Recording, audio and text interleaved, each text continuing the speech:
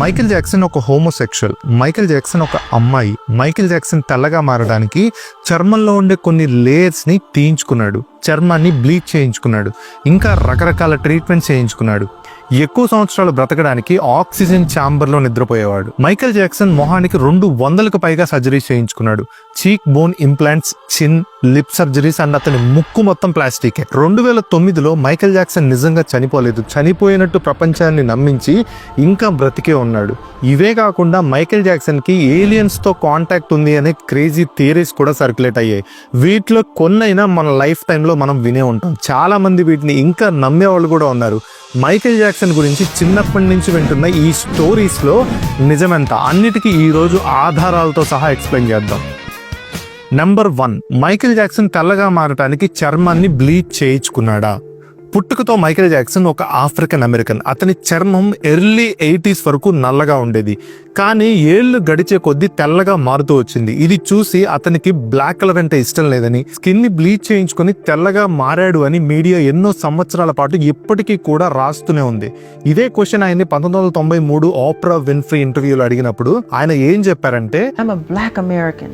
I'm proud to be a black American. I am proud of my race. I am proud of who I am. I have a lot of pride in who I am and dignity. నేను ఒక నల్ల జాతి అమెరికన్ను. నేను నల్ల జాతి American గా ఉండటానికి గర్వపడుతున్నాను. నా జాతి పట్ల నేను గర్విస్తున్నాను. కాబట్టి దయచేసి ప్రజలు ఈ భయంకరమైన కథలను నమ్మడం ఆపండి. I have a skin disorder that destroys the pigmentation of the skin. Is something that I cannot help. నాకు విటిలైగో అనే ఒక చర్మ వ్యాధి ఉంది. అది చర్మంలోని వర్ణాన్ని అంటే పిగ్మెంటేషన్ ని నాశనం చేస్తుంది. ఇది నా కంట్రోల్లో లేదని చెప్పాడు. ఇదే విషయం గురించి మైకేల్ జాక్సన్ మేకప్ ఆర్టిస్ట్ కెరెన్ ఫెయ్ 2003 ఇంటర్వ్యూలో ఏం చెప్పిందో చూద్దాం. You know, in the beginning, I tried to cover the light spots to the darkest part of his skin, but then it became so extensive that we had to go with the lighter part of his skin because his whole body was reacting. He'd have to be in complete, full body makeup every inch of his body. ఈ photos ని గమనిస్తే early 1980s లోనే అతని chest మీద ఉండే white patches ని మనం చూడొచ్చు. ఆ టైంలో అవి కవర్ చేయడానికి ఆ స్పాట్స్ వరకు మాత్రమే డార్క్ మేకప్ వేసేవాళ్ళం. కండిషన్ బాగా పెరిగిపోయాక వైట్ స్కిన్ పెరిగిపోయింది.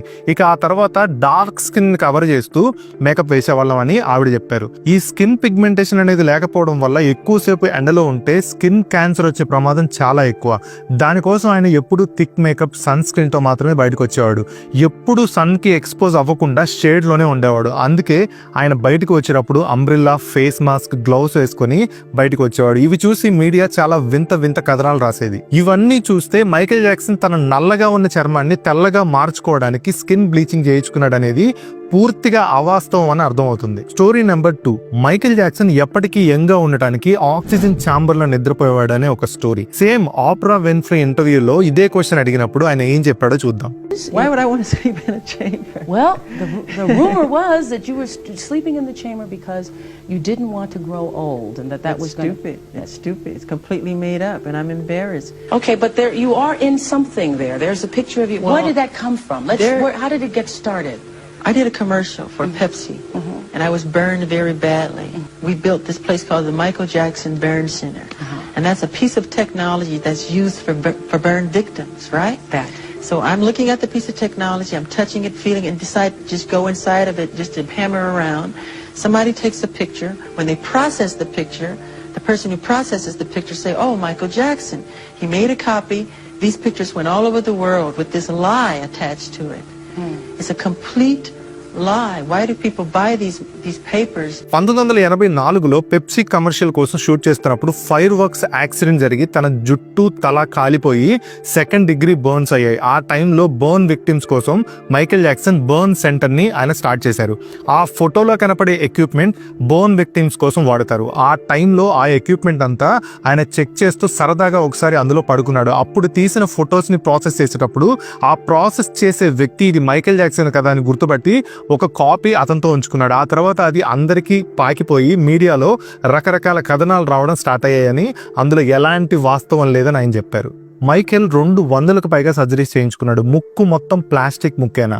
ఆయన ముక్కు గురించి 100 గాసిప్స్ వచ్చాయి. ఆయన ముక్కు మొత్తం ప్లాస్టిక్ ఎప్పుడైనా ఊడిపోతుంది, అంతేకాకుండా చీక్ బోన్స్, చిన్, లిప్స్ కూడా చాలా సర్జరీస్ చేయించుకున్నాడన్న వార్తలు కూడా వచ్చాయి. వీటి గురించి 2003 మార్టిన్ బషీర్ ఇంటర్వ్యూలో ఏం చెప్పాడంటే, నిజానికి నేను 2 సార్లు మాత్రమే ముక్కు మీద సర్జరీ చేయించుకున్నాను. చీక్ బోన్ ఇంప్లాంట్స్, చిన్, లిప్ సర్జరీస్ ఇలాంటివి ఏవి చేయించుకోలేదు, కానీ మీడియా దాన్ని చాలా అతిగా చూపించిందని ఆయన చెప్పారు. Even the shape of your face has changed. No, it has not. I've had no plastic surgery on my face, just my nose. It helped me breathe better so I can hit higher notes. Michael, are you honestly saying that you've only ever had one operation? 2, You've had 2? as I can remember. Yeah. Your lips are very different now to No, what they were then. no. But they do look different. No, sorry. You don't Same think so? lips. Nope. ఇంకో పెద్ద rumour Michael Jackson ఒక గే అని. Michael Jackson teenage years and early 20s లో టేడమ్ O'Neill అనే ఒక American actress తో date చేసినట్టు చాలా ఇంటర్వ్యూస్ లో చెప్పాడు. First girlfriend, who I really loved a lot, was Tatum O'Neal.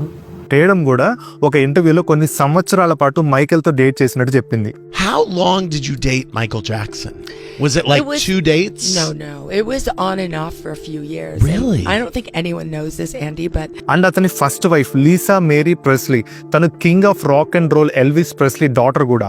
And అతని సెకండ్ వైఫ్ డెబీ రోయ్ కూడా చాలా ఇంటర్వ్యూస్ లో ఈ రూమర్ నిజం కాదని, అవి మీడియాలో వచ్చే ఫేక్ న్యూస్ అని కొట్టిపారేశారు. ఇంకా మైకేల్ జాక్సన్ చాలా మంది సెలబ్రిటీస్ తో డేట్ చేసినట్టు రూమర్స్ చాలానే ఉన్నాయి. వీళ్ళు ఎవ్వరూ కూడా మైకేల్ జాక్సన్ గే అని కన్ఫర్మ్ చేయకపోగా అవన్నీ ఫేక్ రూమర్స్ అని కొట్టిపారేశారు. ఇంకో స్టోరీ, 2009లో మైకేల్ జాక్సన్ నిజంగా చనిపోలేదు, చనిపోయినట్టు ప్రపంచాన్ని నమ్మించి ఇంకా బ్రతికే ఉన్నాడు అని. 2009 జూన్ 25న మైకేల్ జాక్సన్ 50 ఏళ్ల వయసులో రొనాల్డ్ రీగన్ UCLA మెడికల్ సెంటర్లో కాలిఫోర్నియాలోని లాస్ ఏంజల్స్ లో చనిపోయాడు. ప్రపంచవ్యాప్తంగా ఉన్న మైకేల్ జాక్సన్ ఫ్యాన్స్ అందరూ షాక్ కి గురయ్యారు. చాలా మంది ఫ్యాన్స్ ఈ వార్తని అస్సలు జీర్ణించుకోలేకపోయారు. చాలా మంది ఫ్యాన్స్ ఈ వార్త అబద్ధమని కూడా నమ్మారు. ఇది జరిగాక కరెక్ట్గా 2 నెలల తర్వాత ఆగస్టు 25, 2009లో యూట్యూబ్లో ఒక అనానిమస్ అకౌంట్లో ఒక వీడియో అప్లోడ్ అయింది. ఈ వీడియోలో మైకేల్ జాక్సన్ ఆకారం ఉన్న ఒక వ్యక్తి అంబులెన్స్లో నుంచి దిగి లోపలికి వెళ్తున్నట్టుంది. అంటే ఇక ఈ వీడియో ఒక్క రోజులోనే విపరీతంగా వైరల్ అయింది. ఆ రోజుల్లోనే ఈ వీడియోకి ఒక్క రోజులో 8,80,000 వ్యూస్ వచ్చాయి. వీడియో అప్లోడ్ అయిన ఒక్క రోజు గడవగానే వీడియో డిలీట్ అయిపోయింది. కానీ ఈలోపే మల్టిపుల్ వెబ్సైట్లో ఈ వీడియోని ప్రపంచం అంతా పాకిపోయింది. దీంతో చాలా మంది ఫ్యాన్స్ మైకేల్ జాక్సన్ నిజంగా చనిపోలేదని, మీడియా ప్రెజర్, కోర్టు కేసులు, అప్పులు తట్టుకోలేక తన చావుని ఫేక్ చేసి జనాలకు కనపడకుండా వెళ్ళిపోయాడని ఫ్యాన్స్ గట్టిగా నమ్మడం స్టార్ట్ చేశారు. కానీ కొన్ని రోజుల తర్వాత జర్మనీలోని RTL అనే ఒక టీవీ ఛానల్ ఈ వీడియోని మేమే అప్లోడ్ చేశామని చెప్పింది. ఫేక్ న్యూస్ ఎంత ఫాస్ట్గా స్ప్రెడ్ అవుతుందో చెప్పడానికి చేసిన ఎక్స్పెరిమెంట్ అని వాళ్ళు చెప్పారు. ఇవే కాదు, మైకేల్ జాక్సన్ తన ఫ్యూనరల్ తనే అటెండ్ అయ్యాడని, ఈ వీడియోలో కనపడే లేడీ మైకేల్ జాక్సనే మారు వేషంలో ఉన్నాడని. డేవ్ అనే బర్న్ విక్టిమ్ మైకేల్ జాక్సన్ చనిపోయాక తను మైకేల్ జాక్సన్ ఫ్రెండ్ అని చెప్పి ఒక ఇంటర్వ్యూ ఇచ్చాడు. On the confines of my father's criminality, He caused the fire? yeah, he is a criminal. అతని వాయిస్ అచ్చం మైకేల్ జాక్సన్ వాయిస్ లాగే ఉండడం వల్ల అతనే మైకేల్ జాక్సన్ అని, మారువేషంలో తిరుగుతున్నాడని, ఇలాంటి చాలా కాన్స్పిరసీ థియరీస్ 2009 నుంచి ఇప్పటికీ కూడా సర్క్యులేట్ అవుతూనే ఉన్నాయి. వీటిలో చాలా థియరీస్ ని చాలా మంది ఫ్యాన్స్ ఇంకా నమ్ముతూనే ఉన్నారు. ఫ్యాన్స్ తమ ఇష్టమైన ఆర్టిస్ట్ చనిపోయినప్పుడు అది జీర్ణించుకోలేక ఇలాంటి థియరీస్ ని నమ్మడం సహజమే. ఎల్విస్ ప్రెస్లీ చనిపోయాక కూడా ఎల్విస్ ఇంకా బ్రతికే ఉన్నాడనే స్టోరీస్ చాలా ఏళ్ళు సర్క్యులేట్ అయ్యాయి. మైకేల్ జాక్సన్ లాంటి హిస్టరీలో ఒక కని విని ఎరుగని స్టార్డమ్ ఉన్న వ్యక్తి గురించి ఇలాంటి రూమర్స్ అండ్ కాన్స్పిరసీ థియరీస్ ఉండడం గురించి ఆశ్చర్యపడాల్సిన అవసరమే లేదు. మైకేల్ జాక్సన్ గురించి ఉన్న రూమర్స్, కాన్స్పిరసీ థియరీస్ అన్నీ ఒక విషయం మాత్రం క్లియర్గా చెప్తున్నాయి. He was not just a singer or dancer, he was a global cultural force. ఆ ఫోర్స్ని అర్థం చేసుకోలేని వాళ్ళు లేదా ఆపాలనుకునే వాళ్ళు మైకేల్ జాక్సన్ గురించి చాలా ఫేక్ స్టోరీస్ క్రియేట్ చేశారు. కానీ మనం చేయాల్సింది ఏంటి అంటే ట్రూత్ని సెట్ చేయడం, మిత్స్ని క్వశ్చన్ చేయడం. ఒక మ్యాటర్ మాత్రం మారదు, Michael Jackson music, art and legacy for ever ఉండిపోతాయి. మీరు మీ లైఫ్లో విన్న క్రేజీ మైకేల్ జాక్సన్ స్టోరీ ఏంటో కమెంట్ సెక్షన్లో కమెంట్ చేయండి. And don't forget to like, share and subscribe for more videos.